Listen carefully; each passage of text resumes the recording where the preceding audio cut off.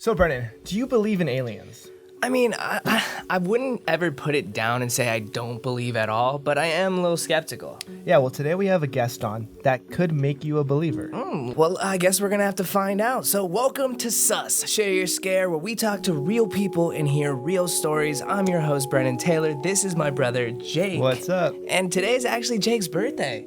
Happy birthday, Jake. All right, this February 2nd, if it goes up a little late, happy birthday, Jake. Our guest today is an ex-federal agent. He is a UFO investigator, and he's a host of a brand new show called UFO Witness. Let's introduce to the podcast, Mr. Ben Hansen.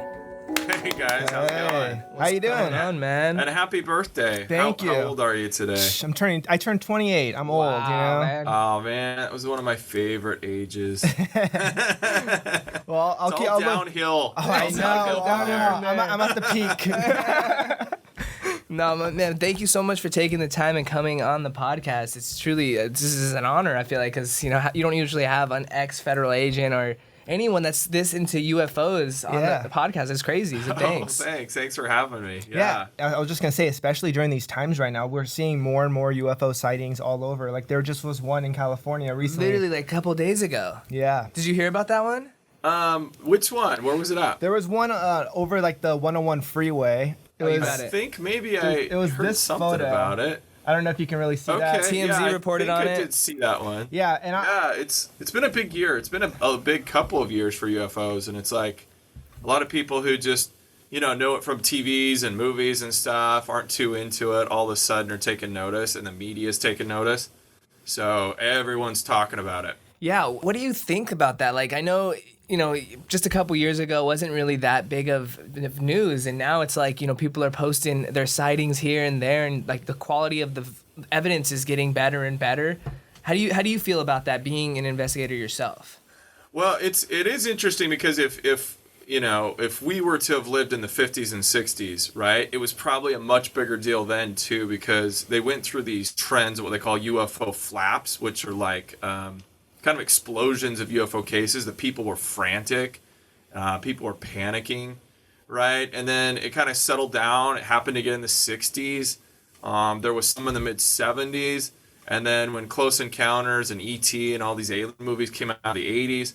So it seems like every decade has something like this. Mm-hmm. But I think this is the first time that the media has really taken it seriously, kind of demanding some stuff and putting pressure, and the government is actually now admitting they're, far more involved than they were. So it is different than, way back then. Why do you think that the government is, admitting now that these things are happening when they're the ones who've leaked footage in the past? Like, why do you think they're finally taking, accountability for it?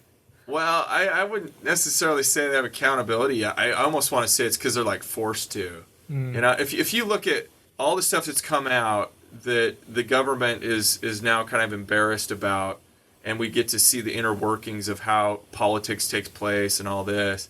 And it's like, now we have agencies like the Navy who had been denying that they investigate UFOs at all, and we find that they've spent $22 million on a Department of Defense project, right? Wow. To look into the strange paranormal UFO stuff. And so I think they kind of got caught. I mean, it's not like they wanted to keep this ultra secret. If someone did some digging, they could have found it. Not all of it was classified. But it's kind of like, I don't know. Everything that's taken place in this, if you want to call it a movement of disclosure, has been because there's been pressure on the government. Yeah. And if you think, also my theory is they have everything to lose and nothing to gain by telling us. Right. Yeah. I mean, what if you're to come out now and say, oh yeah, we've been making stuff up and lying to you for the past 70 plus years, right? What does that do to instill confidence in the public? Nothing. It was the trust of everyone. Yeah, absolutely. So I think that's kind of what's going on, and I think maybe the world has grown up. I don't know. We've gone through COVID, we've gone through wars, and everything since then.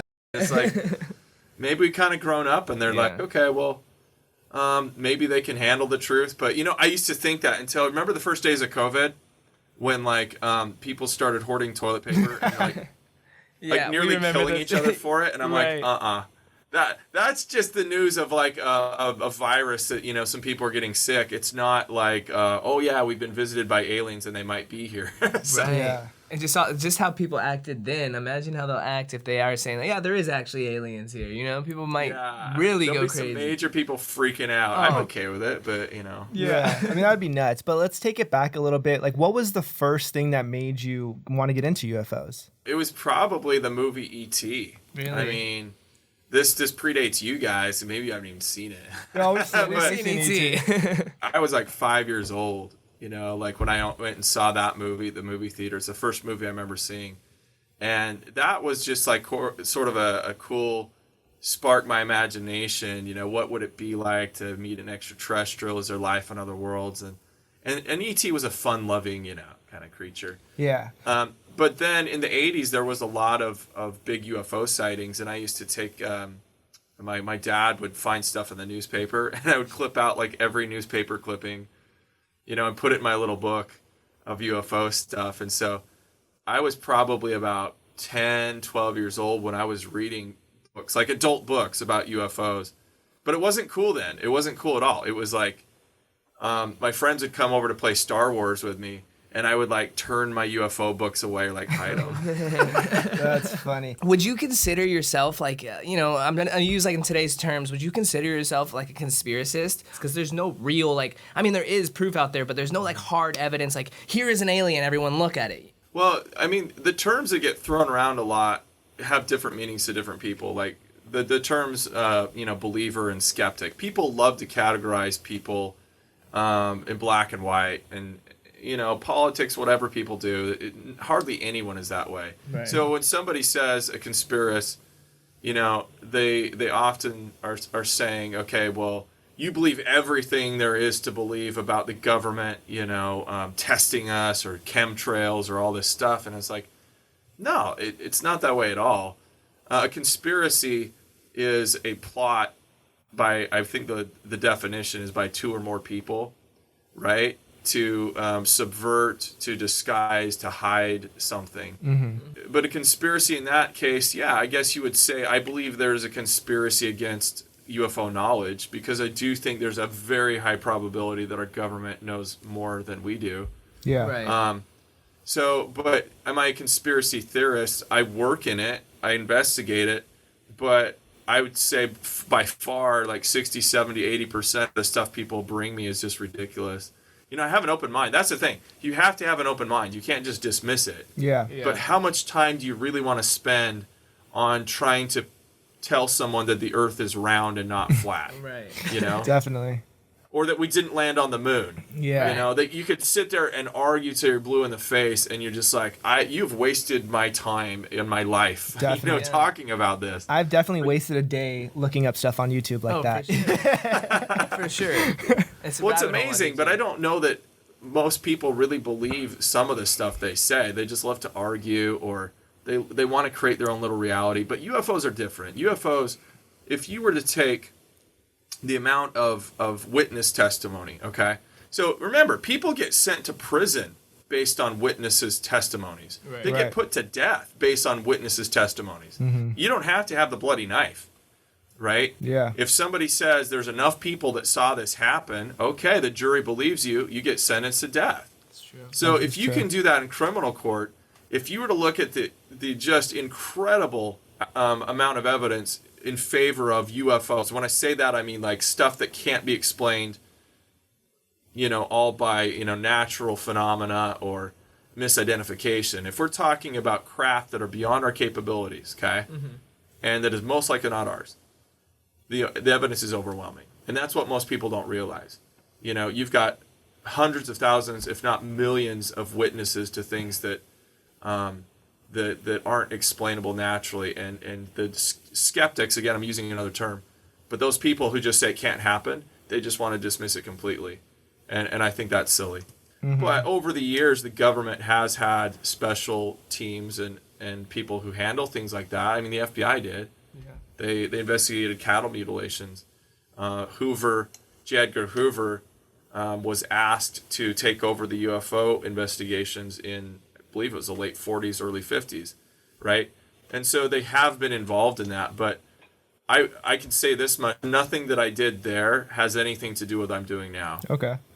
If anything, it's just that I feel like I got a better idea of how to run an objective investigation, how to talk to people, how to get witnesses to talk to me. Yeah. And kind of a real sense of if someone's not telling me the truth.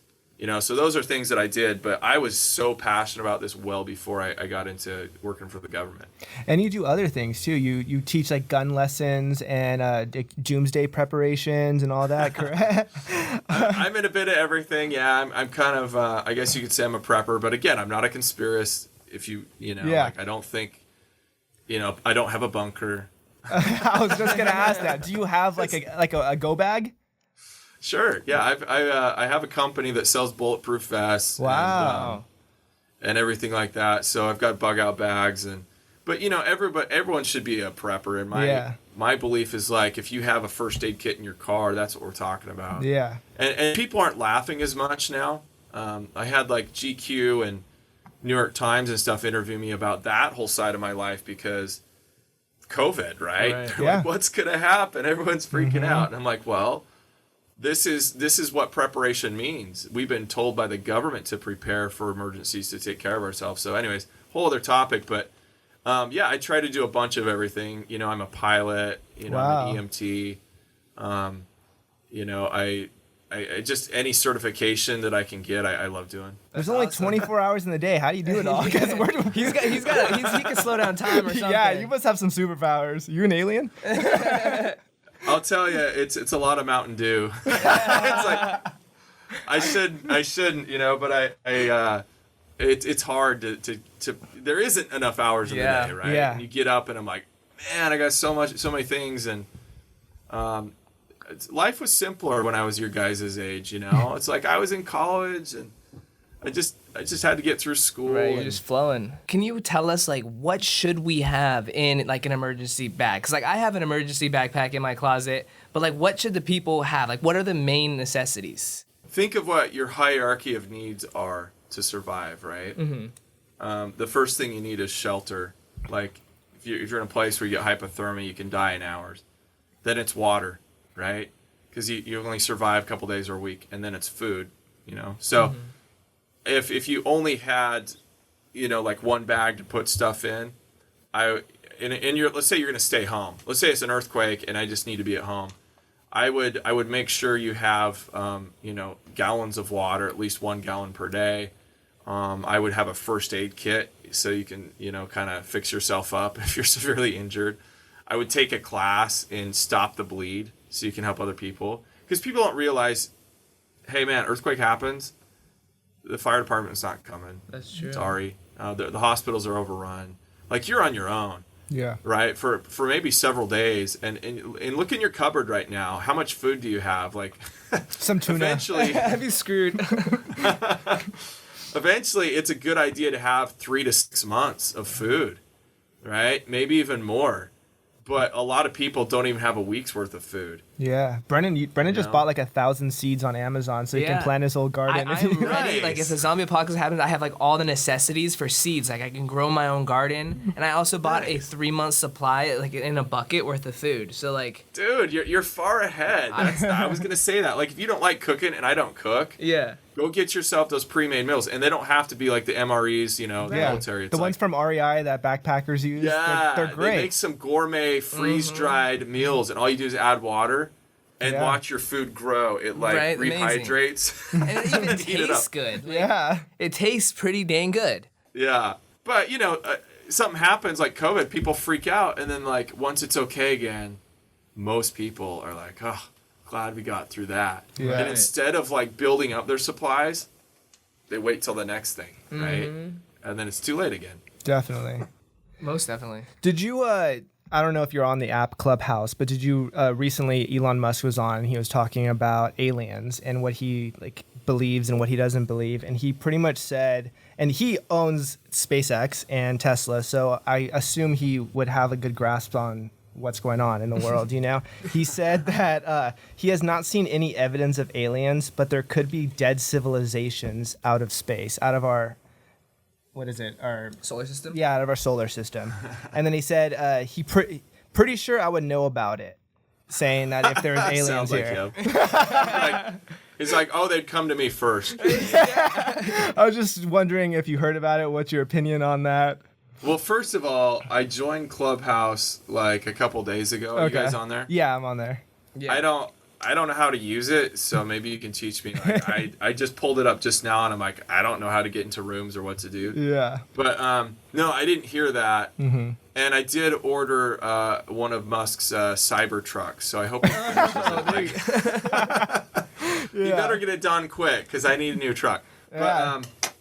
But no, like, it's funny how a lot of people come out as an authority, kind of like, I've got my hand in everything, Mm-hmm.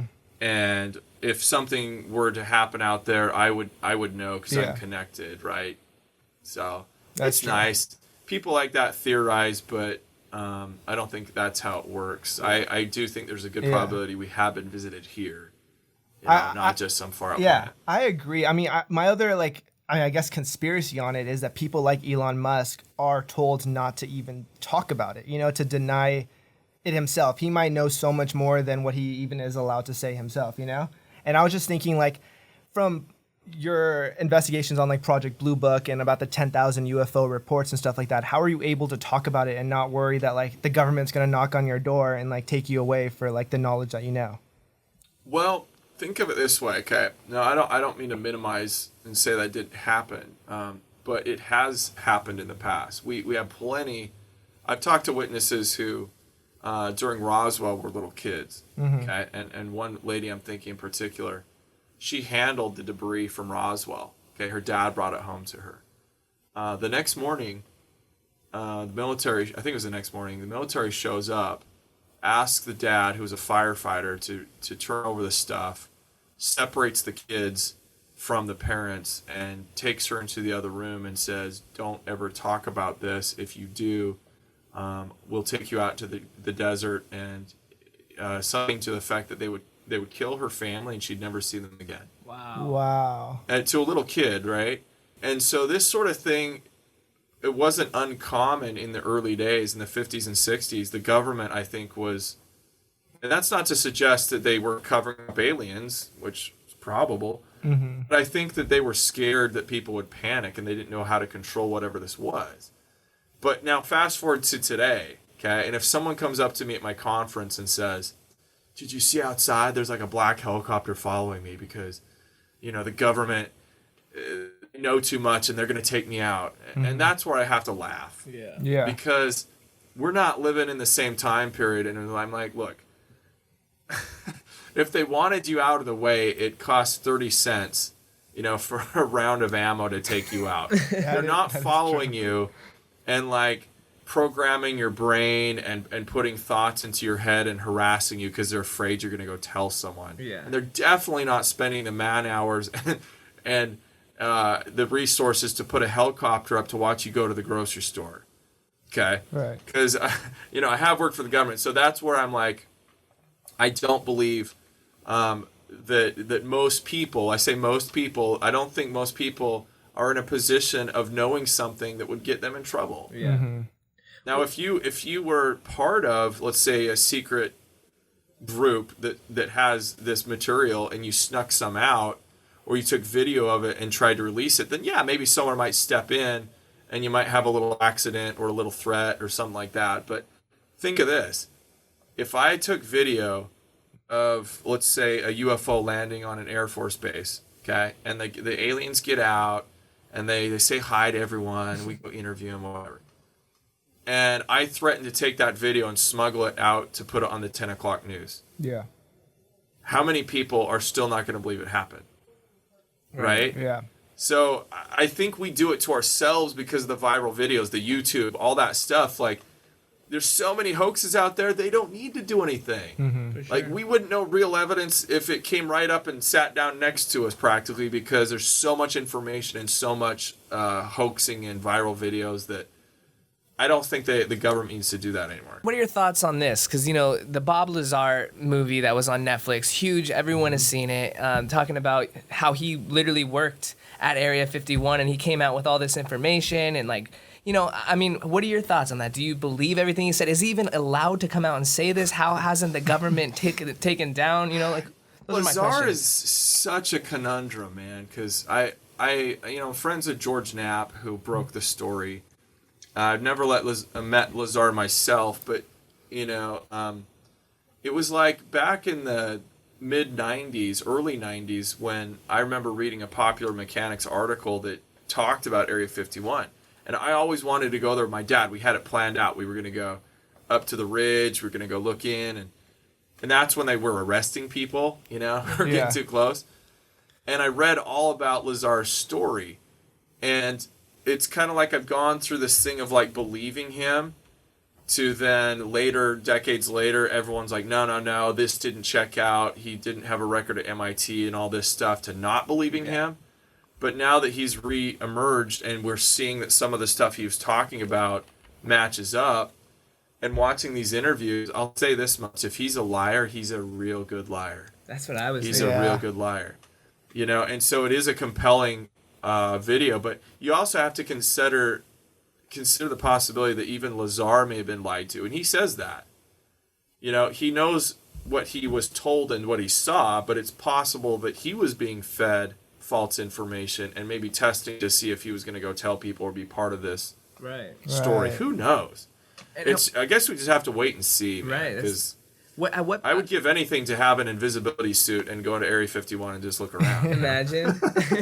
At what point, though, does something like that happen where one has too much information and it can't share it? Because, Bob Lazar, he showed that, you could literally be in there and still spread the information and him not get taken down. So, like, at what point does someone or something have too much information? Because people all the time are coming out, like, government's following me. Obviously, that's a big hoax. But, like, at what level would someone actually have to be, like, be followed from? Yeah. I don't know. I mean, that's speculation. I think he in that documentary even says the reason he finally came out was to protect himself, right? Because he had already slipped up. And, according to him, he disclosed publicly when the testing was taking place and told his friends about what he'd seen. And so, they revoked his clearance and everything. And then he felt like, okay, now I really could be at danger. Something could happen to me. So I have to go public. Right. Right. And so that's, I believe, if I remember correctly, that's why he went out and started talking to George Knapp and told everything he knew. Because, like, he's got to be too valuable, because he's like, now, if something happens to me, you guys know why. Yeah. Yeah. That's true. I don't know. I mean, it sounds like a sci-fi thriller. Yeah. But nothing really surprises me anymore. So I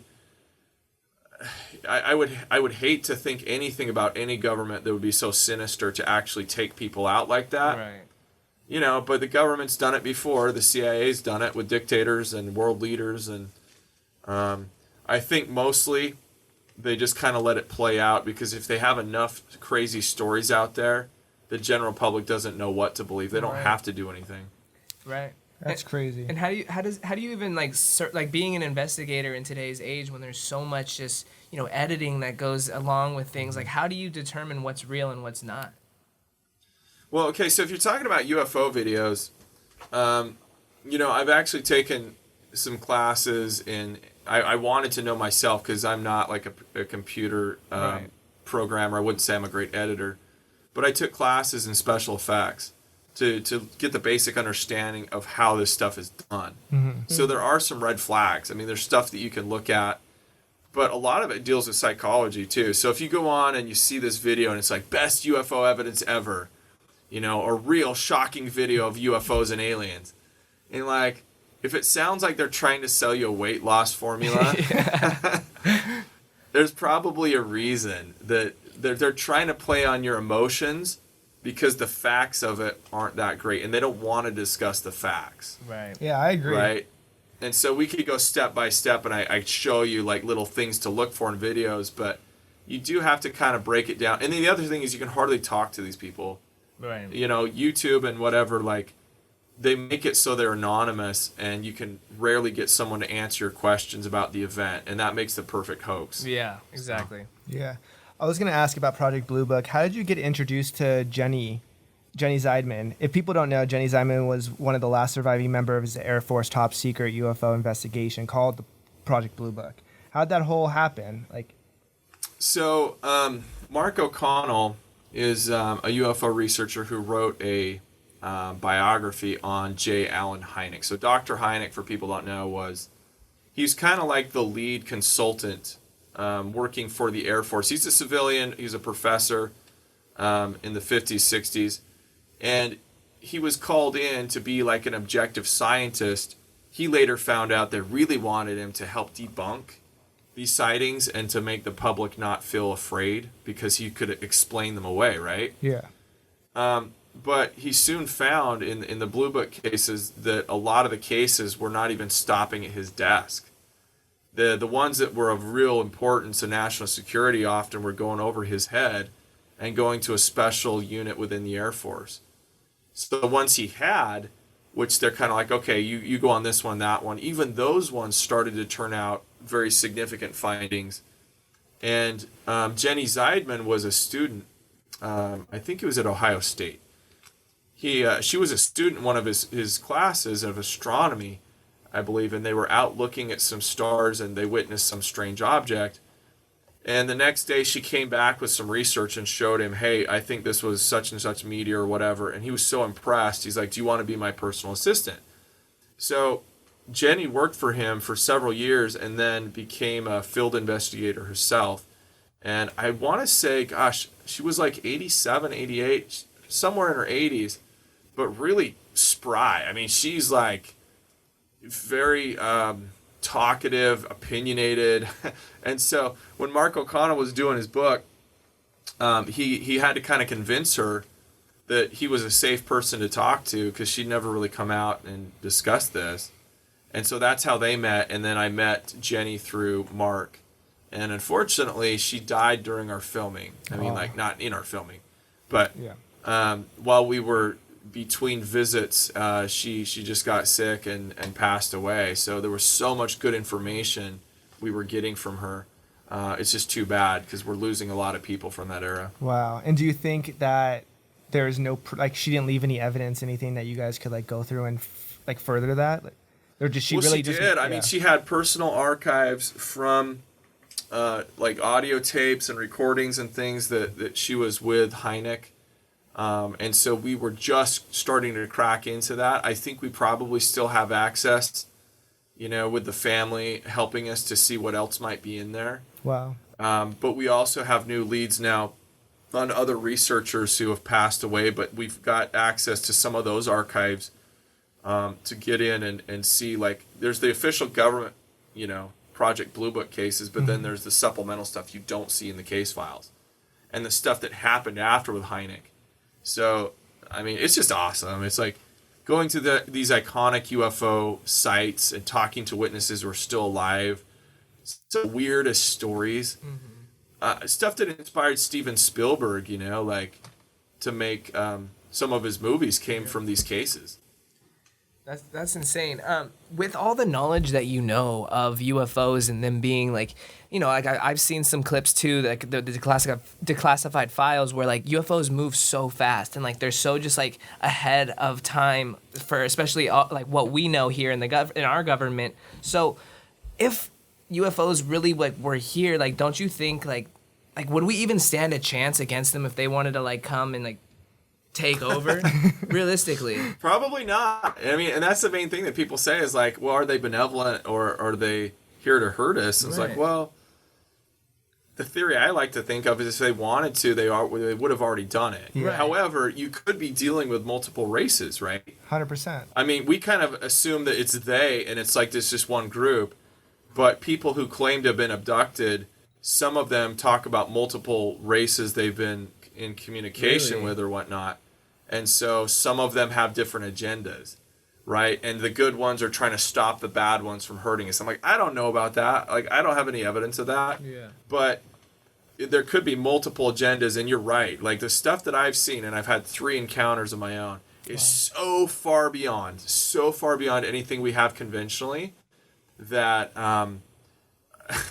I don't think we'd stand a chance. I mean, they're already able to dance circles around our jets. Yeah. Right? And if they have weapons that, they could easily take us out. So we just kind of have to go along with trying to be friends. Yeah, I feel like it's so far-fetched, but like I believe that we're just so far behind that's why we haven't had more encounters and more like actual proof visits. Because why do they want to see like the ants on the road? Like, but if you think about it, they say that the government is 10 years ahead of what we know that they are. That is true too. And like, I don't know what I want to hear about your experiences for sure right after this question. But like, do you agree, or do you think that the government is years in advance of what we know currently? I mean, sure. I think we got cool toys out there, but I also think we might still be dealing with jets, just jet propulsion and not anti-gravitic stuff that it's like we're talking about hundreds of years possibly ahead,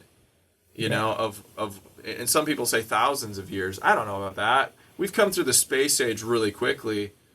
So it'd be really cool if we've developed anti-gravitic propulsion. But as far as, the rumors that you hear and the tech coming out, they said, for example, the stealth bomber, they were working on that technology decades before, right? When we finally saw it. But it's still a jet. I mean, it's not like I'm not impressed with it. Right. But we're talking about silent craft that I've seen hover over my head. Well, not hover, but silently float over my head at 1,000 feet with no sound. Wow. That's a type of thing that I just don't think is ours. We got to know some of these experiences. Can you please break down your favorite one? Like, what happened? Sure. I live in Huntington Beach, California. Okay. And I was running on the outdoor track at this high school at night, and my wife, I was dating her at the time. I'm not a big runner, but I like how it feels when I'm done, normally. It's like, so I ran like 1.5 miles around this track, and she was still going around. And I was on the grass, and so it's dark, okay? It's like 9 o'clock. It's dark, and the stadium lights aren't on where we're at, but there's a grocery store across the street, and you can kind of see the mercury lights from that store kind of coming over the top of the stadium, so you kind of see there's a glow of light. Mm-hmm.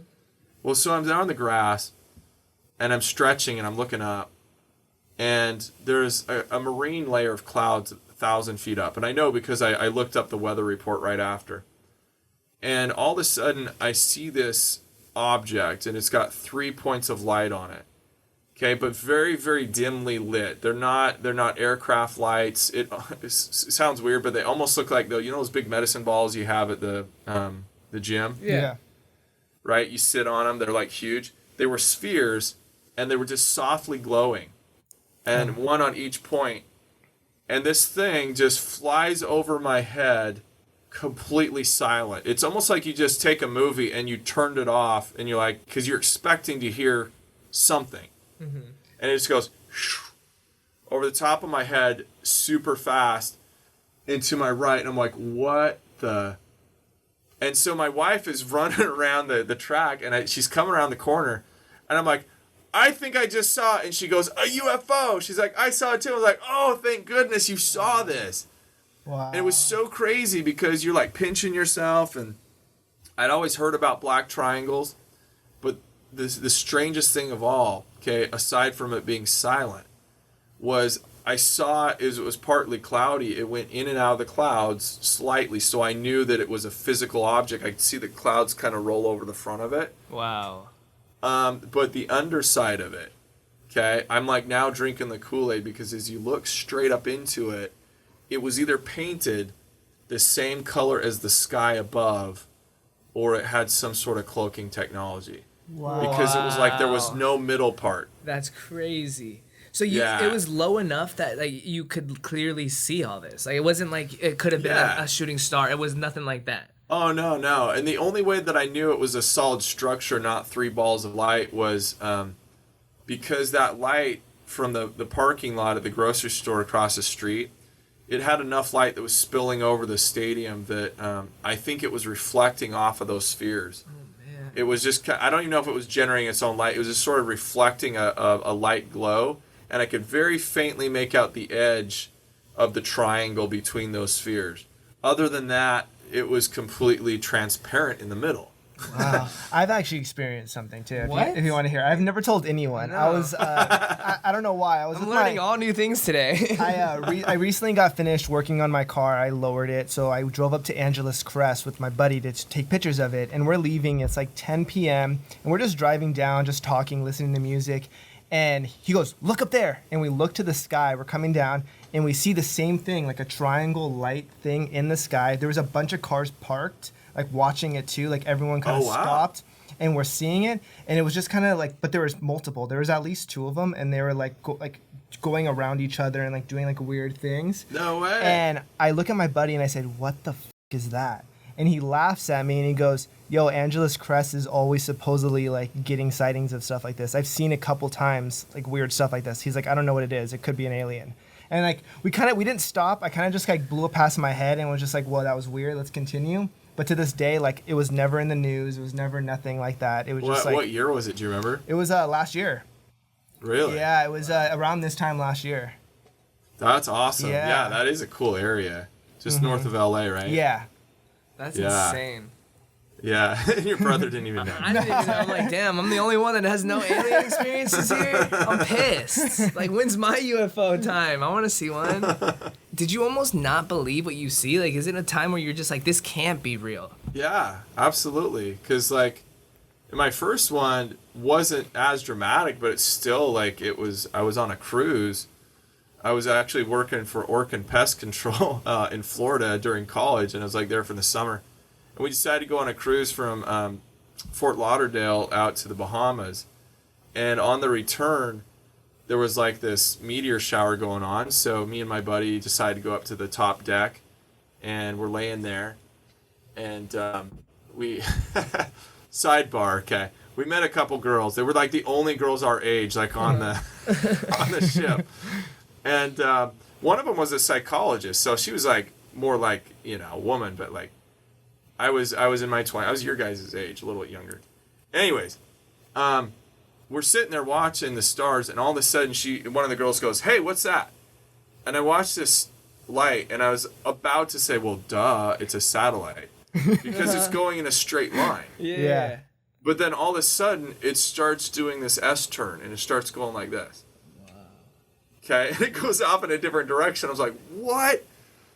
And you know, I was a pilot even then, and I know that if that was a satellite at that altitude or a plane you would have heard. Mm-hmm. If it was a satellite, the G-forces would be incredible. Like, no craft with a human occupant, the human wouldn't survive unless there's like some inertia displacement, right? Right. And so to answer your question, I got home, and it did change my life for like several days. Because I thought about it, and I was like, I already had an open mind to this, but I didn't want to sort of eat or anything. I just wanted to find out more about this, and what does it mean, and when are they going to come visit us, and who knows about this, and I made a report online. I was like obsessed. Wow. Yeah. Okay, but the thing is, after those 3 or 4 days, you got to go back to work. Yeah. You got to go to school. Life goes on. And I think that's how most people are. They're like, I saw something so crazy, but what can I do about it? Yeah. Like, it's not like I can quit my job and go full time. Well, now I kind of do that, but you know, but it kind of changes your life. But if you already had an open mind to it, you accept it, and you're just like, okay, that was really cool. If you didn't have an open mind to it, you're going to make up some ridiculous explanation and move on. Right. I think it's really cool that you took your childhood dream and thinking about UFOs and stuff, and you made it your whole lifetime job. Yeah, you know, your you made a whole profession. career out of it. I think that's really cool. A lot of people don't get to do that in their life, you know? That is awesome. No, I don't. And I consider myself lucky, and I always tell people, like, every one of us has some sort of a dream or something that, like, probably kind of keeps bugging you and poking you. And sometimes you work on it and you put it away for a bit, and then a couple years down the road, something else happens, and it brings you back to it. Yeah. And it's like this kind of thread that continues, and you know, pay attention to that. It doesn't mean that that's how you're gonna make your money in life or your success or whatever, but there's a reason I think that we have experiences as kids, and sometimes we keep being drawn back like a magnet, you know, to those same things throughout your life. So pay attention to it, you know. Maybe it's trying to tell you something. Most definitely. I I agree. agree with that 100%. I had one really last outlandish question that I have to ask. If a UFO came down in your front yard and said, "Ben, get in, let's go," and you had no idea where you're going, would you go? Oh, man. I'll tell you. You have to leave everything behind. If you're familiar with the story of Travis Walton. I am not. Fire in the Sky and the 7 loggers, you know, like there was a movie about it. Okay. He's been asked that question because he was gone for 5 days, and I fully believe him. He would say, no, I wouldn't do it again. Yeah. It was a very scary thing for him. He doesn't now think they were trying to hurt him. But I don't know. I mean, because you know, I'm married now with kids, and like, how would I explain to them if I didn't come back? Yeah. I guess I couldn't explain to them. Just know. Well, look. You know, you don't know what their intentions are. That is true. Yeah. If they were like, look, okay, you know, here's another witness who came with us and he's fine, and we just want to show you some things. He'll be back in a week. Whatever. You know. Maybe I'll go. Well, look. The name of the show is Share Your Scare. So, what is your biggest scare? I'll tell you something maybe that's not related to UFOs. Sure. Okay. Okay. So this is kind of funny because this is like what my wife, she teases me about this, but okay. This might be applied to you guys too. I don't know if you're like, you know, dating or whatever, but okay. I was really afraid of marriage, and I was really afraid of like commitment. Okay. And I also felt like if you're going to overcome your fears in life, you need to do it little by little. Right. Okay. Yeah. So I read a bunch of relationship books and everything. It's like to get into commitment, okay, move your, like I had this apartment and I never brought my bed down. I only slept on a mattress on the floor. So one week I went home and I brought my whole bed. And then another week I, you know, brought down a microwave and a TV, and I'm like, I'm going to commit to things, okay? Well, it was sort of working, but eventually I decided to do some therapy of my own. And one thing I was always fascinated with was sharks. Okay.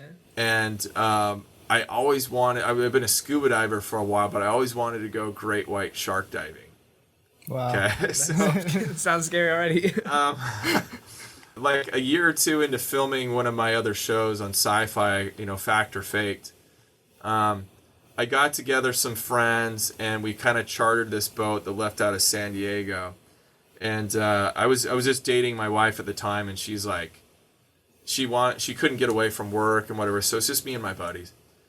And I always thought if I could get into a cage and look at a great white shark through the bars, okay, knowing that animal, if you weren't in there, would just no hesitation eat you up, like tear you to shreds. If I could do that, I was like, I can do anything. I can get married. So we get there, and it's like a day's trip. You got to go to Ensenada, then you got to go back out to Guadalupe. This is where they film Shark Week stuff. Wow. The water's so clear. It's like 100-foot visibility. And so the morning of, you get up and they're throwing out tuna and stuff, getting the water all ready for the sharks. And they're like, "Okay, guys, we have a couple of them out here already. Who wants to be first?" And I'm like, "Okay, I'll go." So we got 2 cages at the back of the boat. Okay. Yeah. So like in Jaws, you know, the cages are attached to the back of the boat. And they put 2 people in each cage, and this one doesn't have. You don't have your own tank. You have a snuba hose coming down. Okay. You're just breathing from this hose, and you're like heavily weighted. Okay, so first of all, when you get in there, you got to make sure you don't miss and jump beyond the cage, or you sink down 200 feet. Oh wow! Right? Yeah. The cage door on the top is open. Okay. They keep it open, but it comes up maybe about 3 feet above the water. So they're just hoping that the shark is not going to jump over the top. And just go in. That wow. would suck. Okay? So I jump in, and the cage to my right, there was these 2 sisters. And they jump in the cage, in their cage, and I'm in my cage by myself. My friend hadn't come in yet. I'm looking around. I'm like, oh my gosh, like the sharks could come out of like anywhere and just come up to you, and like I don't know where they're at. And I looked to my right, and on the other cage where these two girls are, the one guy, a photographer, had just jumped in there, and so the three of them are kind of sitting there, and I was like, is that the way this is supposed to be? The door to their cage that leads to the open ocean is wide open. It's like this garage door thing. It's like chung. It is like 7 feet by 5 feet hole, like wide open to the ocean. Oh my god. Okay? And I'm like, ah! And so I got the regulator in my mouth. I'm like, I'm like pointing, and they're waving to me, and they're like, hey. I can't talk to them. Like, you got this. The door's open. And what had happened, you have the little, like the surfing leash, that you have the Velcro strap. Yeah. That's what they were using to keep the door closed with. And when they put the cage in the water, they didn't close the door. Oh wow. My God. And all of a sudden, out of the deep blue comes this huge shark. Okay, they call him Bruce because he has kind of a smile. I think he was at least a 14 or 15 footer. Wow. Okay, this male Bruce. And he just comes up with his fins down like he's investigating. He starts swimming. So he's about like 40 feet away, and he's doing this thing. And I'm like, oh! I got a front row seat. I'm going to see the shark come in and eat all three of these people. Oh my God. And so the photographer who's done this quite frequently, I can't believe he did this. He inches out on the floor of the cage, and the shark now is probably about 25 feet from him. Okay, wide open. And remember, he's got a weight belt. If he falls off of the lid of this door, he's gone down 200 feet. Straight down, yeah. Right? And he grabs the end of it and slowly pulls the door back while the girls are like kind of grabbing his feet. And they close it just in time. Oh my God. And wrap the thing up, and then the shark like comes probably like within 5 feet and does this thing and kind of bumps the cage investigating it. Wow. I'm like, oh my gosh, like every other expedition out there has had a breach in the cage, except for this one. I don't think they've had any breaches. But when I got up there, and I love the crew, and that's why I won't say who it was. Yeah. I love the crew, but they were like, oh yeah, we saw that. That was pretty crazy. Thanks for closing the door. Oh my God, that could have ended so badly. I'm surprised you kept breathing through it. Like I would have just. I know, man. And like I guess the end of the story is I really, really enjoyed it, but it did take me several more years to get married. It was like 3 or 4 after. It didn't do exactly what I wanted it to, but. It turns out marriage and sharks are not exactly the same. Yeah. I mean, it could have been a lot worse. I was expecting you to lift your arm and not have one, and I was like, oh. And then this happened. Yeah, and everything went fine. Man. So would you do it again? Oh, absolutely. It was so awesome. And it's like, the best part of that whole trip is that they, if you're scuba certified, you can go in the submersible, which takes you like 30 feet down. Oh, wow. And so that was a whole other thing. I mean, I made a little video I could show you later, but it was that thing, they raise it up and down by putting air in a bag. Okay, so that's how they get it up and down. And the dive instructor sits on top of the cage, so he's pretty much fully exposed running this thing as you're going down. And the night before I did it, I had dreams all night long that sharks, because they're around the boat all night, just like in Jaws. I was thinking they're gonna bump the boat, they're gonna like try to get to us. You have all these weird dreams. I get in there, and this time you do have a tank with you, but I go 30 feet down, and we have like seven, and none of them were like smaller than 12 feet. They were all between 12 and 15 feet, just circling me in this little cage, and it's like a little elevator. Yeah. And I'm just looking around, and I'm like. And I see the guy up above. He's sitting up there on top exposed. And I'm like, dude, I'm forgetting what happens. If they chomp on him, how do I get back to the boat? Like, I don't remember any instructions. Yeah. Like, nobody told me, like, pull on the rope, and, like, tug on it or something. Like, let us know there's a problem. And this big female, I think she was about 15 feet. comes straight towards him, and she came, no joke, within 4 feet of him, and he just didn't move. He just sitting there, and then it veers off at the last second. I'm like, dude.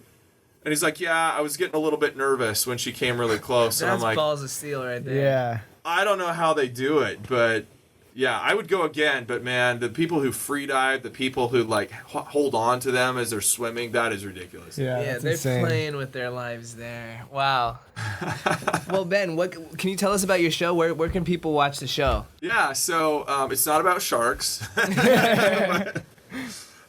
It's called UFO Witness, and it's on Discovery Plus. So there was one episode on Discovery Channel. I'm sorry, Travel Channel, and probably down the line they'll probably put the full season on there. But for now, it's a Discovery Plus original.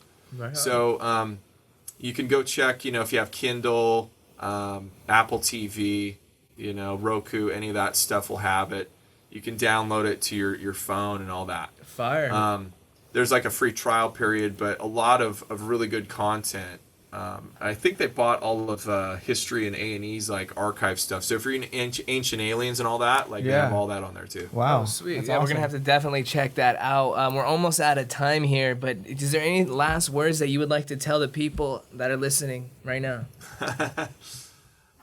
Sure. I mean, I think it's awesome that people are really into this subject now. And I think it's really cool when you actually research, right? And go beyond just what the movies and TV, because our show really takes the stories of witnesses and we recreate them and tell them in an entertaining way, which is really impactful.